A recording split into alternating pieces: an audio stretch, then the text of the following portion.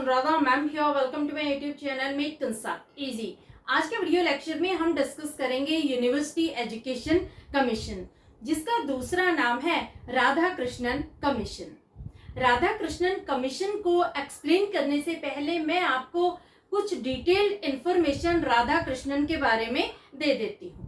देखो, राधा कृष्णन का पूरा नाम है डॉक्टर सर्वपल्ली राधा कृष्णन। इनका जन्म 5 सितंबर 1888 में हुआ था। 5 सितंबर 1888 को इनका जन्म हुआ था। इसी के आधार पर टीचर्स डे सेलिब्रेट किया जाता है 5 सितंबर को। सर्वपल्ली राधाकृष्णन देश के पहले उपराष्ट्रपति थे और दूसरे राष्ट्रपति थे। ये 40 साल तक टीचर रहे हैं, बहुत बड़े ग्रेट फिलोसोफर थे। डॉक्टर सर्वपल्ली राधाकृष्णन को भारत का पहला भारत रत्न अवार्ड किया गया था। भारत रत्न जब इन्हें अवार्ड किया गया तो ईयर था 1954। ये क्वेश्चन भी आपसे पूछा जाता है कि राधा कृष्णन को भारत रत्न कब दिया गया था, तो आपको ध्यान रखना है ईयर था 1954। सबसे पहला भारत रत्न इन्हें ही मिला था। इनके साथ दो और लोग थे, एक थे सी गोपालाचारी और दूसरे थे वेंकट रमन। इन तीनों को ही भारत रत्न 1954 में अवार्ड किए गए थे। तो ये सारे इंपॉर्टेंट पॉइंट्स मैंने राधा कृष्णन के बारे में आपको शेयर कर दिए हैं। अब मैं आपको बता रही हूँ यूनिवर्सिटी एजुकेशन कमीशन के बारे में, जिसका दूसरा नाम है राधा कृष्णन कमीशन। देखो, इंडिपेंडेंस के बाद गवर्नमेंट ऑफ इंडिया ने कंट्री के डिफरेंट पार्ट्स में बहुत सारे चेंजेस, बहुत सारे रिफॉर्म करने के लिए एफर्ट्स किए। इनमें से एक था education system. Education system before independence ideological values और थ्योरेटिकल वैल्यूज पर डिपेंडेंट था, जो रियल लाइफ से बिल्कुल दूर थी। जो यहाँ का एजुकेशन सिस्टम था उसका लेवल भी as compare to other countries बहुत वीक था।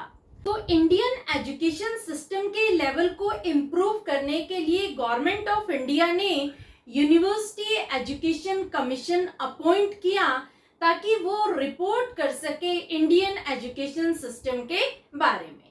यूनिवर्सिटी एजुकेशन कमीशन ने कुछ सुझाव दिए। इन्होंने क्या क्या सुझाव दिए एजुकेशन सिस्टम को इम्प्रूव करने में, वो सारे सुझाव मैं आज के वीडियो लेक्चर में आपके साथ डिस्कस करूंगी। दूसरा, मैं आपको ये भी बताऊंगी कि ये कमीशन कब अपॉइंट किया गया था और कब गवर्नमेंट को इस कमीशन ने रिपोर्ट सबमिट की थी। तो देखो, सबसे पहले मैं आपको बता रही हूँ कि गवर्नमेंट ऑफ इंडिया को किसने सजेस्ट किया था इस कमीशन को अपॉइंट करने के लिए। तो central advisory board of education and inter university education council suggested government of India to set up university education commission.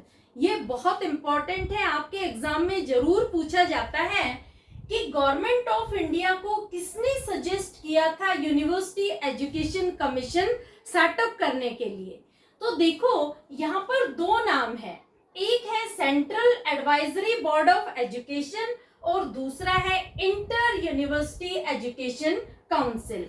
इन दोनों ने सजेस्ट किया था गवर्नमेंट ऑफ इंडिया को यूनिवर्सिटी एजुकेशन कमीशन सेटअप करने के लिए। इन दोनों को हम हिंदी में क्या कहते हैं? Central advisory board of education को हिंदी में हम कहते हैं केंद्रीय शिक्षा सलाहकार बोर्ड, और इंटर यूनिवर्सिटी एजुकेशन काउंसिल को कहते हैं अंतर विश्वविद्यालय शिक्षा समिति।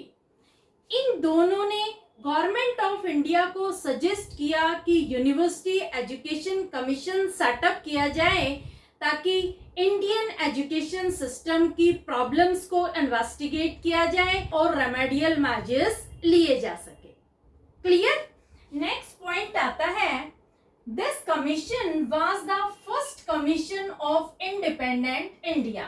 देखो, यूनिवर्सिटी एजुकेशन कमीशन ये इंडिपेंडेंट इंडिया का पहला कमीशन था। ये बहुत इंपॉर्टेंट है, ये भी आपके एग्जाम में पूछा जाता है कि इंडिपेंडेंट इंडिया का फर्स्ट एजुकेशन कमीशन कौन सा था।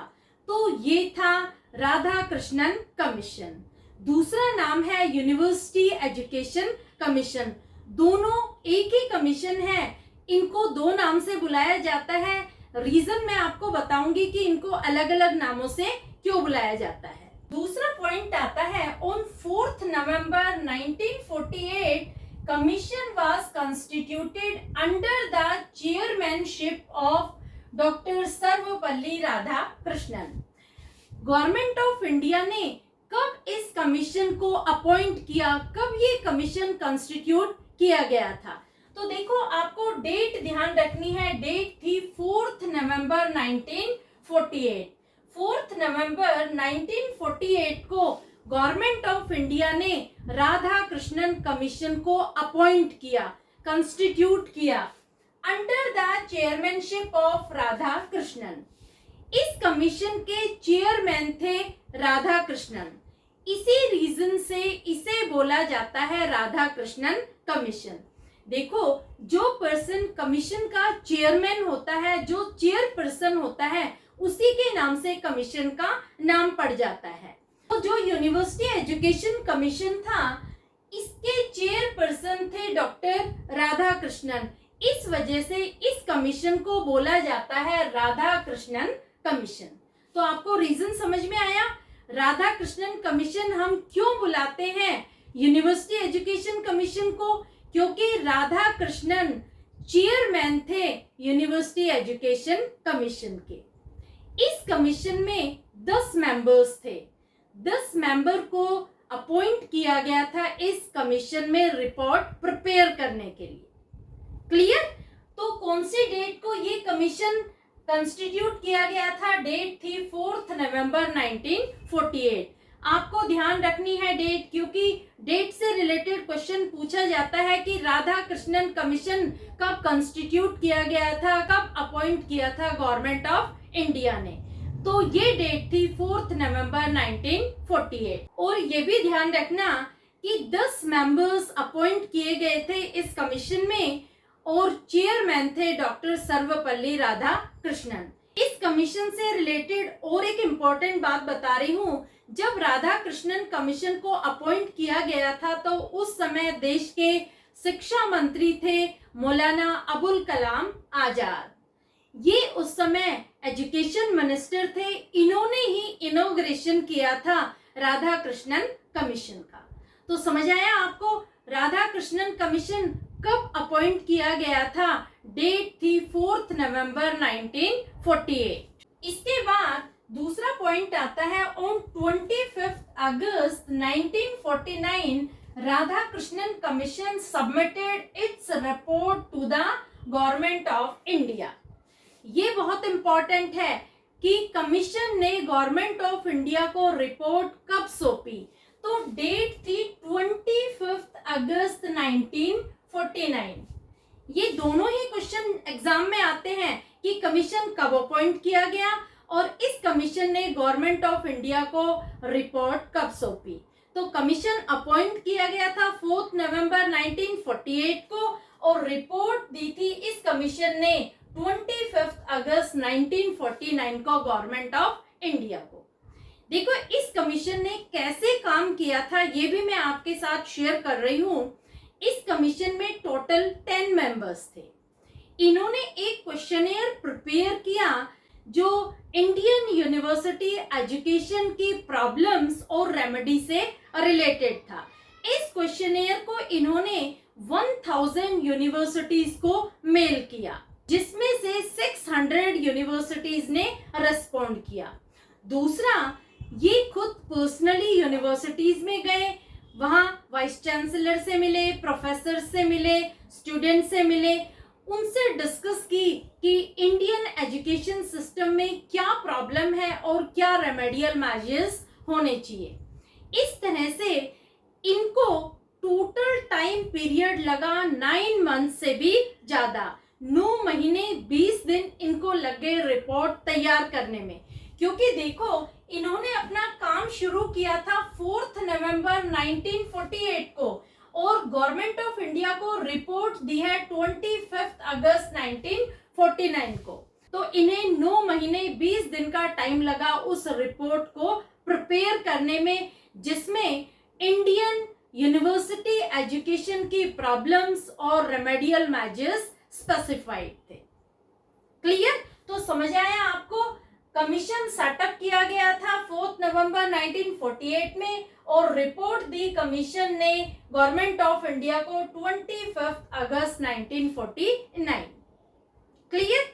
नेक्स्ट पॉइंट आता है, aim to appoint this commission was to investigate education system, find out problem and give necessary suggestion to government of India. देखो इस कमीशन को सेटअप करने के पीछे क्या ऑब्जेक्टिव था, क्या एम था गवर्नमेंट ऑफ इंडिया का? गवर्नमेंट ऑफ इंडिया ये जानना चाहती थी, ये इन्वेस्टिगेट करवाना चाहती थी कि हमारा एजुकेशन सिस्टम क्यों लो है as compare to other countries. तो यहाँ पर एम क्या था? गवर्नमेंट ऑफ इंडिया का एम था टू इन्वेस्टिगेट एजुकेशन सिस्टम।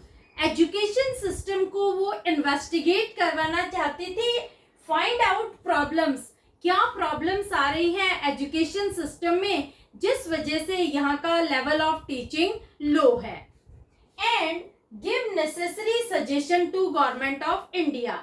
और जब कमीशन इन्वेस्टिगेट करेगा, रीजन फाइंड आउट करेगा, तो वो नेसेसरी सजेशन देगा एजुकेशन सिस्टम को इम्प्रूव करने के लिए। ये रीजन था यूनिवर्सिटी एजुकेशन कमीशन अपॉइंट करने का। दूसरा देखो, इस कमीशन को हम यूनिवर्सिटी एजुकेशन कमीशन क्यों कहते हैं? क्योंकि यहाँ पर government of India main focus कर रही है यूनिवर्सिटी एजुकेशन पर। यूनिवर्सिटी एजुकेशन को ही वो इन्वेस्टिगेट करवाना चाहती है, यूनिवर्सिटी एजुकेशन की ही प्रॉब्लम्स फाइंड आउट करवाना चाहती है, और जो मेजर्स, जो रिकमेंडेशंस हैं वो भी यूनिवर्सिटी एजुकेशन सिस्टम को ही इम्प्रूव करने के लिए है। इस वजह से हम इसे कहते हैं यूनिवर्सिटी एजुकेशन कमीशन। तो समझ आया, गवर्नमेंट ऑफ इंडिया का एम यही था कि वो इन्वेस्टिगेट करवाना चाहती थी एजुकेशन सिस्टम, फाइंड आउट करवाना चाहती थी कि क्या प्रॉब्लम्स है एजुकेशन सिस्टम में जिस वजह से यहाँ का एजुकेशन सिस्टम लो है as compare to other countries, और कमीशन से वो प्रॉपर सजेशन चाहती थी ताकि एजुकेशन सिस्टम को इम्प्रूव किया जा सके। क्लियर? अब देखो, जो ये कमीशन अपॉइंट किया गया था, वैसे तो इसने बहुत सारी सजेशन दी, लेकिन मैं आपको 4 इम्पोर्टेंट सजेशन बता रही हूँ जो एजुकेशन सिस्टम को इम्प्रूव करने के लिए मैंडेटरी थी। सजेशंस में 4 एस्पेक्ट बताए हैं to increase level of education. पहला आता है टीचिंग फैकल्टी, दूसरा है लेवल ऑफ टीचिंग, तीसरा है यूनिवर्सिटी एडमिनिस्ट्रेशन एंड फाइनेंस, चौथा है structure and organisation of university education. तो हम 1 बाय 1 चारों ही एस्पेक्ट डिटेल में एक्सप्लेन करेंगे। सबसे पहले मैं ले रही हूँ टीचिंग फैकल्टी। कमीशन के according teachers should be divided into 4 categories: professor, reader, lecturer and coach.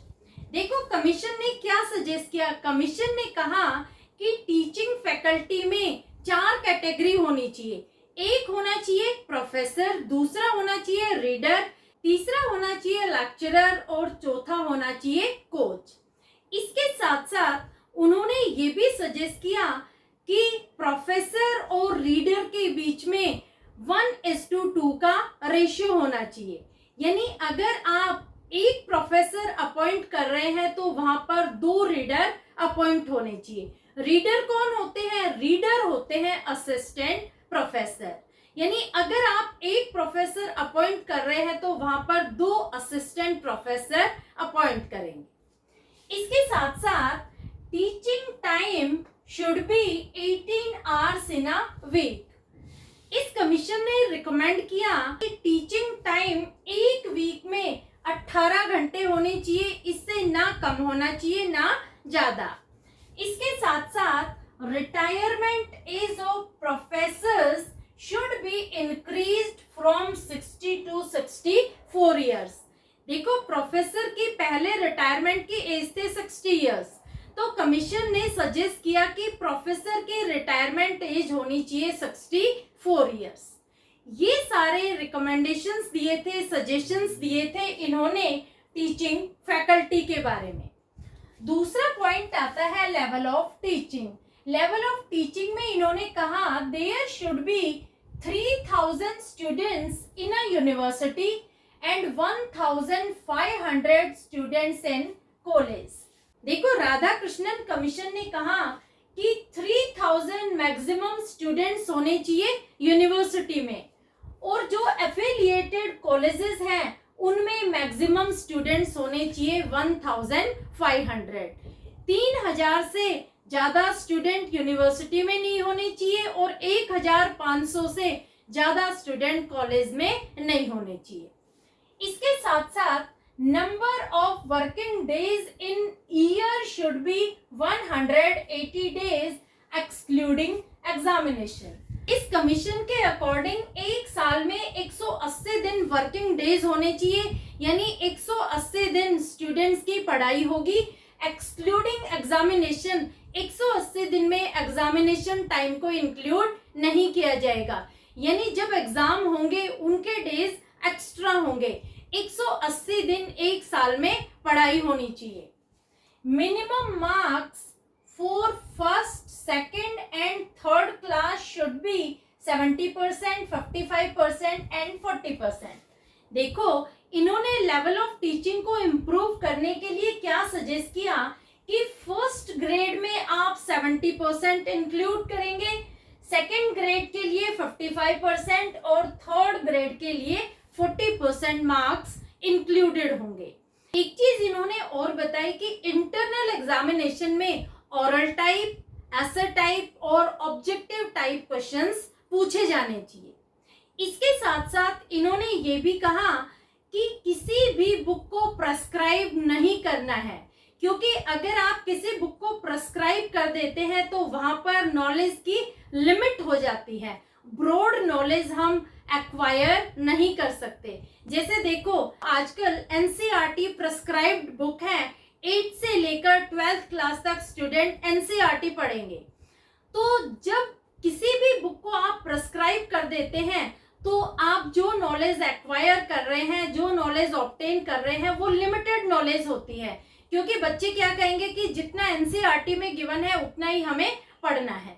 तो इन्होंने कहा कि कोई भी बुक फिक्स नहीं करनी है, कोई भी बुक प्रेस्क्राइब नहीं करनी है, क्योंकि इससे जो स्टूडेंट नॉलेज गेन करते हैं उनकी नॉलेज लिमिट हो जाती है। क्लियर? तीसरा पॉइंट आता है यूनिवर्सिटी एडमिनिस्ट्रेशन एंड फाइनेंस से रिलेटेड। इन्होंने क्या सजेशन दी? Higher education should be kept in concurrent list. ये बहुत इंपॉर्टेंट पॉइंट है। कॉन्करेंट का मतलब क्या होता है? हिंदी में हम इसे कहते हैं समवर्ती सूची। देखो, राधा कृष्णन कमीशन ने सजेस्ट किया कि हायर एजुकेशन को हमें कॉन्करेंट लिस्ट में रखना चाहिए। क्यों कॉन्करेंट लिस्ट में रखना चाहिए? क्योंकि अगर हम हायर एजुकेशन को कॉन्करेंट लिस्ट में रखते हैं तो यहाँ पर ज्वाइंट रिस्पॉन्सिबिलिटी होगी सेंट्रल गवर्नमेंट और स्टेट गवर्नमेंट की। देखो, जो ये सूचियां होती हैं, ये 3 तरह की सूची है। एक होती है समवर्ती सूची, जिसे हम कहते हैं कॉन्करेंट लिस्ट। दूसरी होती है संघ सूची, जिसे हम कहते हैं यूनियन लिस्ट। और तीसरी होती है राज्य सूची, जिसे हम कहते हैं स्टेट लिस्ट। जो यूनियन लिस्ट होती है, इसका कंट्रोल सेंट्रल गवर्नमेंट के पास होता है। जो राज्य सूची होती है, इसका कंट्रोल स्टेट गवर्नमेंट के पास होता है। और जो समवर्ती सूची होती है, इसका कंट्रोल मिला जुला होता है, यानी केंद्र सरकार और राज्य सरकार दोनों का ही मिला जुला कंट्रोल होता है। तो इन्होंने सजेस्ट किया कि जो हायर एजुकेशन सिस्टम है, इसे समवर्ती सूची में रखा जाना चाहिए। इसे ना ही संघ सूची में रखो और ना ही राज्य सूची में। देखो, इन्होंने सजेशन तो दे दी, लेकिन इतना आसानी से इस सजेशन को एक्सेप्ट नहीं किया गया। इतना इजी नहीं था हायर एजुकेशन को समवर्ती सूची में रखना। 42nd अमेंडमेंट जब कॉन्स्टिट्यूशन में हुआ था 1976 में, तब इसे रखा गया समवर्ती सूची में। तो ये भी बहुत इंपॉर्टेंट है एग्जामिनेशन पॉइंट ऑफ व्यू के लिए कि हायर एजुकेशन को कॉन्करेंट लिस्ट में कब रखा गया। तो ईयर था 1976, और अगर अमेंडमेंट पूछते हैं तो ये 42nd अमेंडमेंट था कॉन्स्टिट्यूशन का। क्लियर? अब देखो, ये मैं आपको और डिटेल करवा देती हूँ। Central government will make policies related to education and state government will implement it. Radhakrishnan commission ने क्या सजेस्ट किया कि जब आप इसे समवर्ती सूची में रखेंगे तो क्या होगा कि सेंट्रल गवर्नमेंट तो सारी पॉलिसीज बनाएगी, जो भी एजुकेशन सिस्टम से रिलेटेड पॉलिसीज हैं वो सारी प्रिपेयर करेगी सेंट्रल गवर्नमेंट, और इम्प्लीमेंट करेगी स्टेट गवर्नमेंट अपनी अपनी स्टेट में। ये सजेशन दी थी कमीशन ने, लेकिन ये इमीडिएटली एक्सेप्ट नहीं किया गया। इसे एक्सेप्ट करने में टाइम लगा। हायर एजुकेशन को 1976 में कॉन्करेंट लिस्ट में रखा गया। क्लियर? अब देखो, एक और सजेशन दी थी, UGC commission should be established to bring uniformity and provide grant to college and university. UGC क्या होती है? University grant commission. इसे एस्टैब्लिश करने की सलाह भी राधाकृष्णन कमीशन ने ही दी थी। उन्होंने कहा कि यूजीसी एस्टैब्लिश की जानी चाहिए ताकि यूनिवर्सिटी सिस्टम में एक तो यूनिफॉर्मिटी लाई जा सके, दूसरा ग्रांट भी प्रोवाइड किया जा सके कॉलेजेस एंड यूनिवर्सिटीज को। तो यूनिवर्सिटी एजुकेशन कमीशन ने ही रिकमेंड किया था, सजेस्ट किया था कि यूजीसी को एस्टैब्लिश किया जाए, ताकि एक तो सारे देश के जितनी भी यूनिवर्सिटीज हैं, जितने भी विश्वविद्यालय हैं, उन्हें मॉनिटर किया जा सके, कंट्रोल किया जा सके और अनुदान भी दिया जा सके देश की यूनिवर्सिटीज और विश्वविद्यालयों को। क्लियर? तो देखो, इनके रिकमेंडेशन के अकॉर्डिंग, सजेशन के अकॉर्डिंग यूजीसी एस्टैब्लिश किया गया 1953 में, लेकिन कॉन्स्टिट्यूशनल स्टेटस 1953 में यूजीसी को नहीं मिला। कॉन्स्टिट्यूशनल स्टेटस का मतलब होता है संवैधानिक दर्जा। ये कब मिला था यूजीसी को? ये मिला था 1956 में। तो ये भी बहुत इंपॉर्टेंट है, आपको दोनों ईयर पता होना चाहिए कि यूजीसी एस्टैब्लिश कब की गई थी और उसे कॉन्स्टिट्यूशनल स्टेटस कब मिला था। तो यूजीसी एस्टैब्लिश की गई थी 1953 में और उसे संवैधानिक दर्जा दिया गया था 1956 में। और किसने रिकमेंड किया था, किसने सजेस्ट किया था यूजीसी को एस्टैब्लिश करने के लिए? तो सजेशन दी थी राधाकृष्णन कमीशन। क्लियर? तीनों क्वेश्चन आपको क्लियर हो गए। इसी तरीके के क्वेश्चंस आपके एग्जाम में पूछे जाते हैं। नेक्स्ट पॉइंट आता है structure and organisation of university education. इन्होंने जो चौथी सजेशन दी लेवल ऑफ एजुकेशन इंप्रूव करने के लिए, वो थी कि यूनिवर्सिटी एजुकेशन का स्ट्रक्चर और ऑर्गेनाइजेशन कैसा होना चाहिए। इन्होंने कहा कि ग्रेजुएशन होनी चाहिए 3 साल की, पोस्ट ग्रेजुएशन होनी चाहिए 2 साल की और रिसर्च होनी चाहिए 2 साल की। यानी जब स्टूडेंट 12th पास आउट करने के बाद कॉलेज में जाता है तो वहां पर 3 साल पढ़ाई करने के बाद उसे ग्रेजुएशन की डिग्री मिलनी चाहिए। अगर वो आगे और पढ़ना चाहता है, पोस्ट ग्रेजुएशन करना चाहता है, मास्टर्स करना चाहता है, तो 2 साल का कोर्स होना चाहिए पोस्ट ग्रेजुएशन के लिए। अगर वो रिसर्च भी करना चाहता है तो आगे और 2 साल वो पढ़ाई करेगा रिसर्च करने के लिए। तो इस तरह से इन्होंने 7 साल बताए। जब स्टूडेंट रिसर्च कर लेता है और प्रॉपरली वो एक डिग्री अचीव कर लेता है तो उसमें लगेंगे उसे 7 साल। 3 साल वो ग्रेजुएशन करने में लगाएगा, 2 साल वो पोस्ट ग्रेजुएशन में और 2 साल आगे रिसर्च में।